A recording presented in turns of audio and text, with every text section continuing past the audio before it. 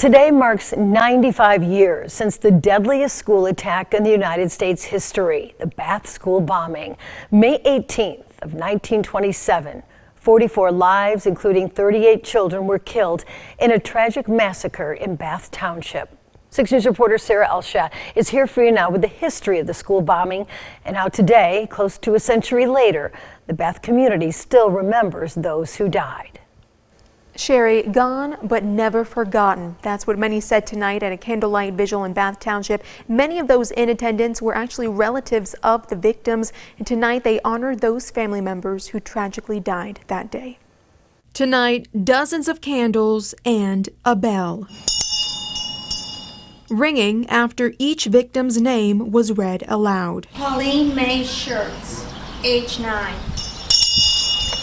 Today marks 95 years since the Bath School bombing that killed 44 people, 38 of them children. And they were lost in the bombing, as was my uncle Robert. Officials say an angry school board member was unhappy about taxes and hid nearly 500 pounds of explosives throughout the school. Some of them went off at 8:45 that morning. Tonight, many are holding memories from that day close to their hearts. My dad lost his brother, and I think about him, and I think about my grandmother. My grandmother saw her husband looking at the son and sobbing, and turned around and went home. So it's personal, particularly this time of year. Many say today's anniversary is a chance to grieve the lives lost. I was at the cemetery and I told him, I said, I'm so sorry.